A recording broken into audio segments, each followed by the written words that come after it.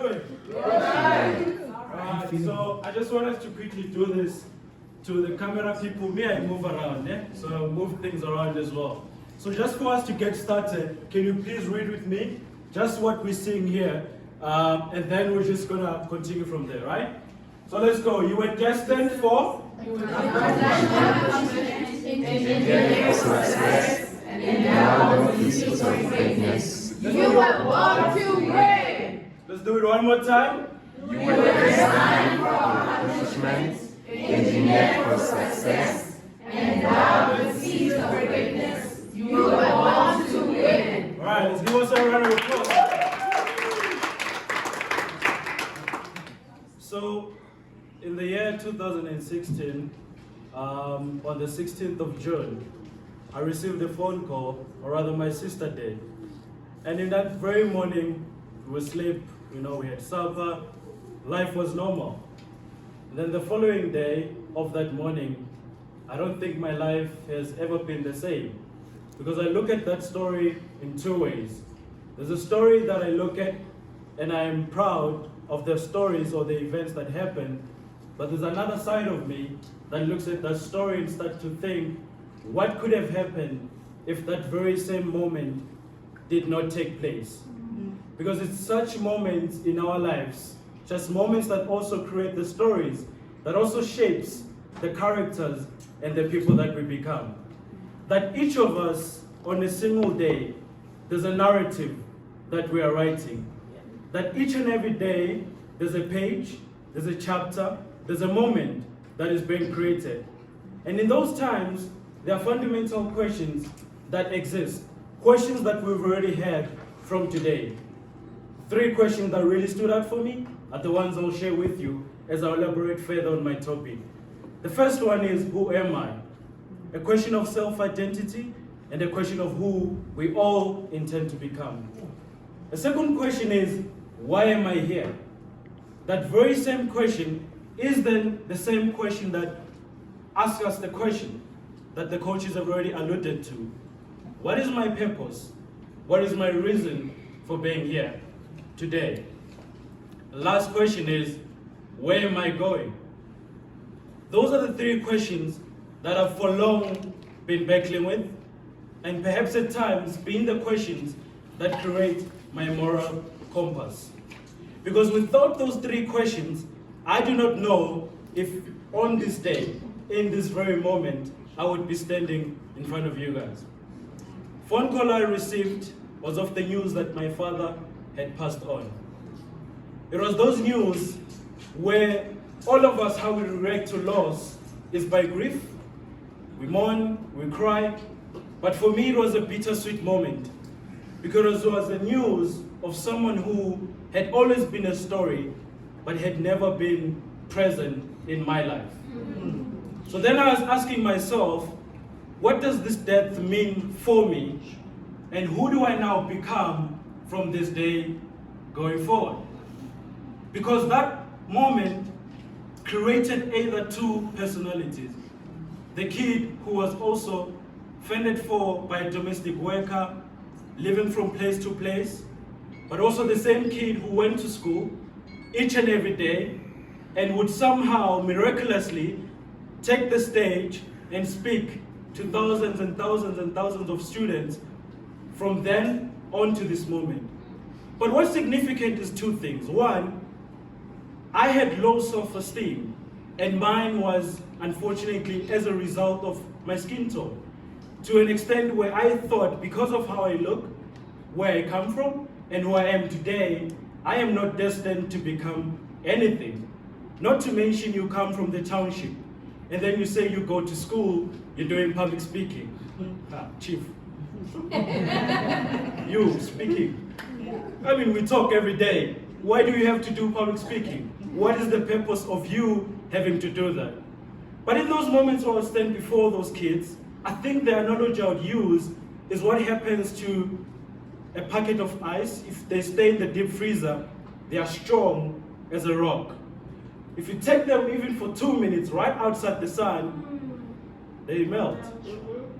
And I think a lot of what I was battling with was the more I was in isolation and that the only things I knew about myself, it became a rock ice that stayed there, and what he told me was that because of the parents that brought you up, because of where you were born, because of the schools you're going into, let's rather keep you in the deep freeze. Let the other kids who are already seeing the light to actually go out there and do what they need to do, because for you, life has already been created for you. You don't have to worry about purpose, meaning, discovering who you are. To what does it matter? Because we already know that your life has started here, and that's where it's going to end. The very same year, I was also writing what I now discovered to be my first book, whereas initially, I was merely just writing down, where's the timekeeper? Me, I can speak for hours. You know the timekeeper? I need to look out for that, because I can speak for like hours and hours. I've done this a lot of times, so 15 minutes is a time crunch. Anyway, in those moments, I was writing about events and moments in my life that I felt at the time there was no one I could actually articulate them to. The following way, I was doing what we call matric. For you guys, it was standard 10. For the most of you, I think. Not exposing anyone. So my mentor at the time is actually part of the leadership academy as well. So it's like, what were you doing in your December holidays? I was like, just took my books and I was writing down a couple of thoughts. And basically from there, I sort of, gave him what is now known as a manuscript. It was then my first book, which is titled Young, Black and Powerful. And so, say it again. What then happens is that it's still the same kid, but what's now changing is the narrative and the story that the same kid is telling themselves. Yeah. That's why when Evan chose this particular topic on commitment, is having learned, and it's something we all know to this day, that the biggest commitment you'll ever have is to yourself. Yes. There is no better commitment other than that. Because unfortunately, it is only you who knows where you started and where you're going. So what changed for me, how I was asking myself, well, I don't know my father, I'm probably going to finish school, get a job. What is your purpose? Purpose is just to provide for my family and ensure that we don't at least die out of poverty. And the only reason I'm here is pretty much to survive. I can confidently tell you now a different story. Amen. Who am I? I'm a global speaker. Come on. Selling self-published author. Woo-hoo. And at least now, a life coach. Same person, different narrative. So the question for all of us then that we ask ourselves is, what are you most committed to? Because even with the topic that Coach Chabam was speaking on, it's how sometimes our own stories can be the reason why we become our own victims. Yeah. That sometimes it is so easy to shift the blame and to actually make the narrative about all the things we cannot control. But we all know now today, especially for those of us in this room, that the only water that causes the sink to whatever. I went to a public school, so my English runs out, ESCOM, load shedding.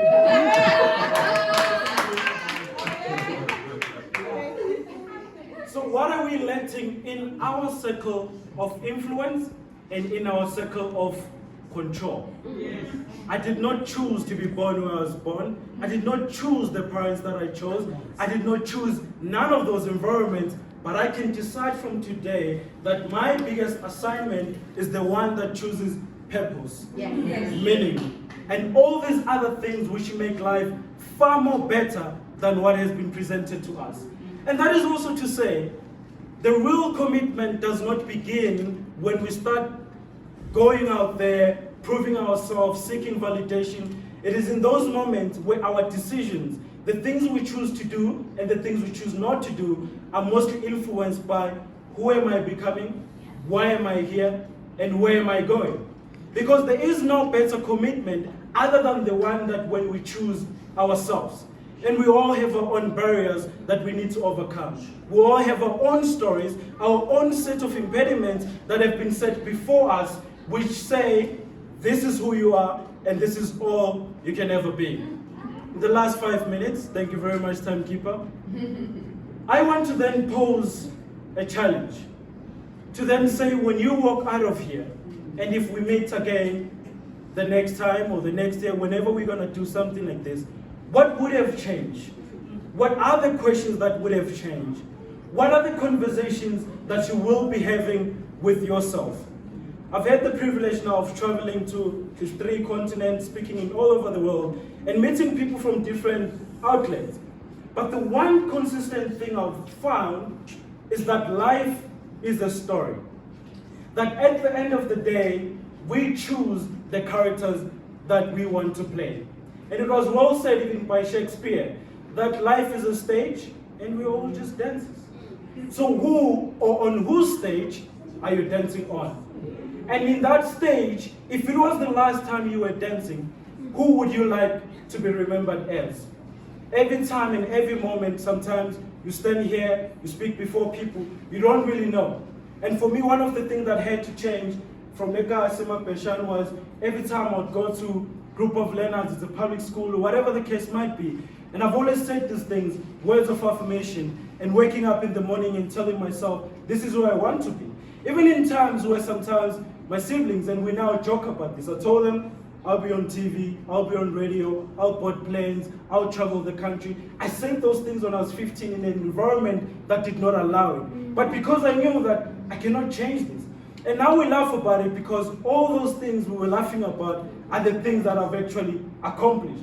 And now, as Coach Patricia said as well, is that now, whenever we achieve success, the biggest question you're asking yourself now, Metro FM, they do not pay for me for this, but you ask yourself, what's next?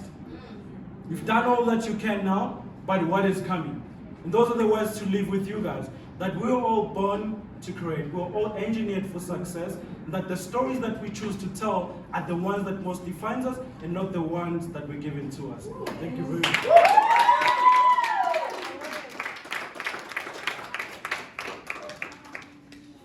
Yeah, I told you, right? I told